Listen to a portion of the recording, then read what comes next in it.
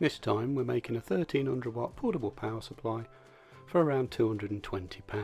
Now the ones that are out there at the moment that seem very common are these Jackery units. This is a 1000 watt version, but they normally want £1,000 for this. It's currently down to £880. Now I'm not sponsored by Amazon or anybody like that. This is purely just information. If you want the solar panel to go with it, you need another 260 quid. Now my option is a leisure battery, a box, a control panel, some battery terminals, an isolator and some connectors. Put all that lot together and you can build yourself something similar for a fraction of the cost. I'll try and remember to put the links to the parts in the description. The first thing to do is to take apart the control panel. I've already removed the wires. You're going to need to remove each of the units out of it, and that leaves you with a nice little frame that you can then place on top of your battery box and use that as a template. Draw around it and cut out the 3 holes, and that will give you a nice mount in a sensible place onto the top of the battery box, just like that. Once you've done that, you now have to reassemble the thing again. The rubber covers that come with the units can be a bit of a pain because they need to go behind the faceplate, so they're a bit of a pain when you put them. Best thing to do is to take a photograph of the entire thing before you take it to pieces, including where the wires go, because you're going to need to put them back in a bit. And now you have it all assembled again, you can flip it over and put the lock nuts back onto the back, and that will secure it all in place. Now while this chap still mucks about with the lock nuts,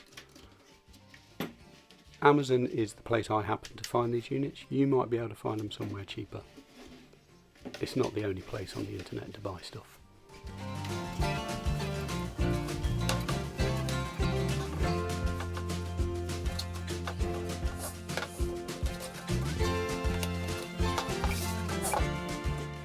Hooray, it's finished. Now then, you'll notice on the battery box the light is already mounted.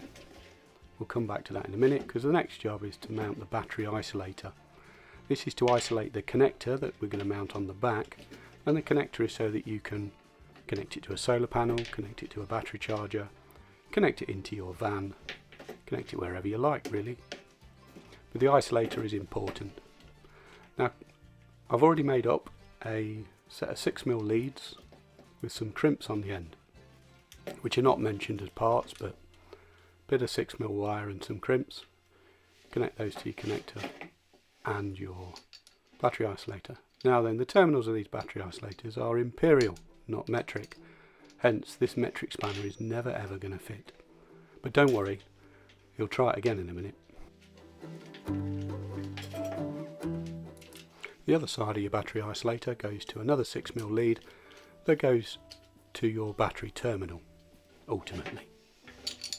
This spanner's still not going to fit, you know. That one will, definitely.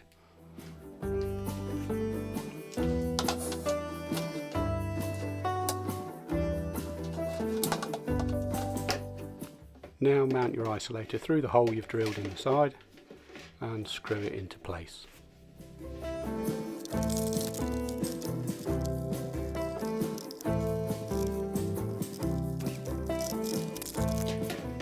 Once the isolator is in place, you now need to mount the connector onto the back of the battery box. A couple of screws, screw it through.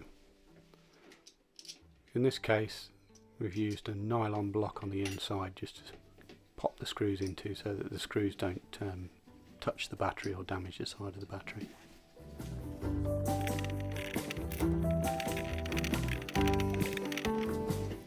Now the battery box has cassellations on one end of it which allow for a divider plate, and these are quite useful for just dropping those 6mm cables into. Keeps them out of the way and nice and neat. Now you can see the light, the LED light that's mounted on the front.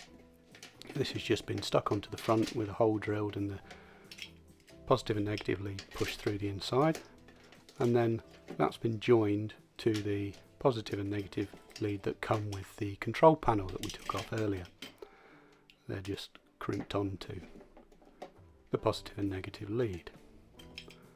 Now you need to connect the battery terminals to both the positive lead for the control panel and the positive lead for the battery isolator, and respectively the negative lead for the control panel and the negative lead for the battery isolator. Now then, the black wire goes to the black connector and the red wires go for the red connector. It's like rocket science, this.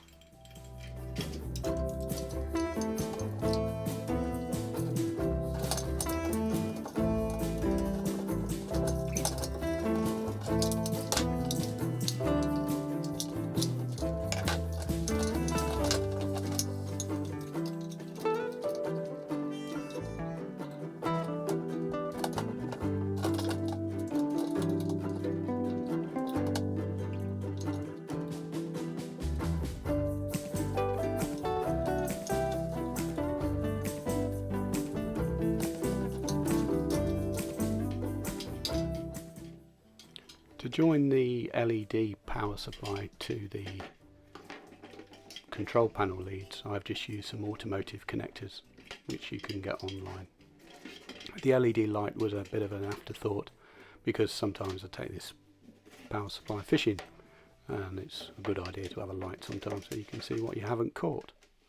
Now you need to connect the control panel back in again, and this is where your photograph that you took earlier comes into play. Because on the switch that comes with the control panel there is one terminal that is a different colour to the other two, i.e. there's 3 terminals, and that odd terminal is the negative lead and the other 2 are for the permanent live and the switched live. The switch live is then daisy chained across the other 2 components.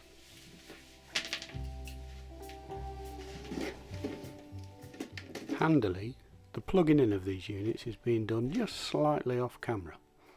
Not a very well trained monkey, this one.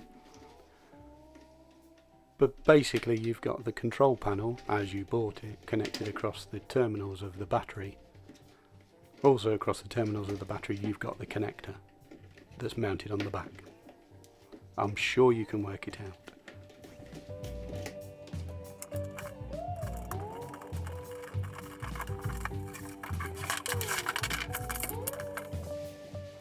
Okay, now with everything in place, it's now time for the battery. So put in the divider panel to divide off the bottom end, and 110 amp battery takes probably just over 2/3 of this battery box, which is why it leaves you space on the right hand side for putting your isolator and everything else. The main difference between this option, the cheaper option, and something like that Jackery unit is that this weighs around about 20 kilos, whereas the Jackery unit uses lithium batteries, so it weighs a lot less. It weighs about 10-11 kilos, something like that. If weight isn't an option and cost is, this is the one to go for. If cost isn't a problem but weight's a consideration, then you need to be looking with something with a lithium battery and not a lead acid battery like this.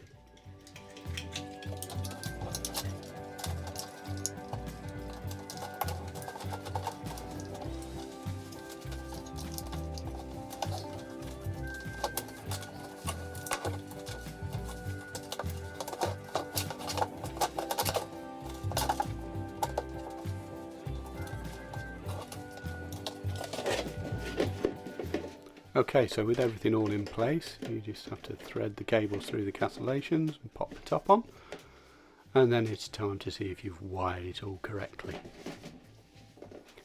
Turn on the power unit and just check and see that it comes on. It's as simple as that, really.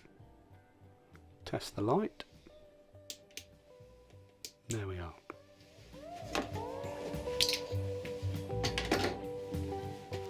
Now the isolator that's mounted on the side is only for turning on and off that connector on the back, so it doesn't really do anything unless you're charging. The next job is to fit the strap around it to keep the lid onto the rest of it, which is not the easiest task in the world, and I think this was about the 3rd attempt at trying to get the strap in the correct orientation. So Best of luck with that one.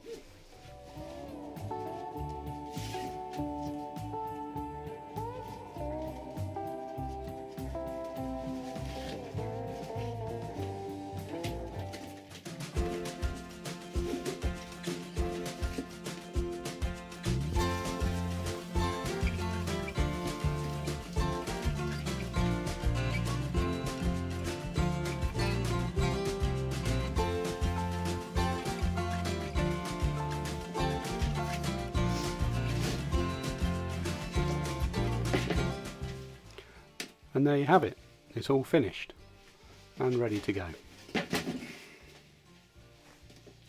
Now all we need to do is to plug in some units and see whether it works or not.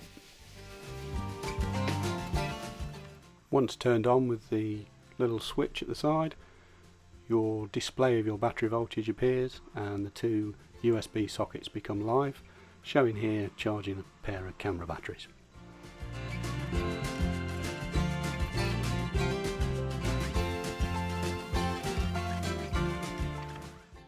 This is the 100 watt portable solar panel that I use. It's vastly cheaper than the Jackery option. I fitted this with a connector so that I can connect it straight into the battery.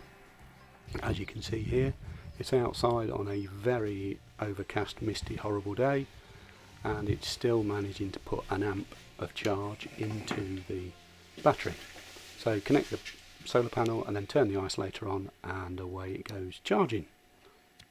If you want to charge the battery from the mains, this charger also conditions the battery as well as charging it, and is reasonably priced. You could of course remove the crocodile clips and put a connector directly onto the charger and plug it straight into the back of the battery. This little 150 watt inverter plugs into the cigarette lighter on the control panel and will charge a laptop quite nicely, and has an extra couple of USB sockets if you need it. So there we have it, a portable power station with a 150 watt inverter and a charging unit, all in for around £220, £140 for the additional solar panel. Thanks for watching, don't forget to subscribe, click the like button, do all that stuff, and we'll see you again next time.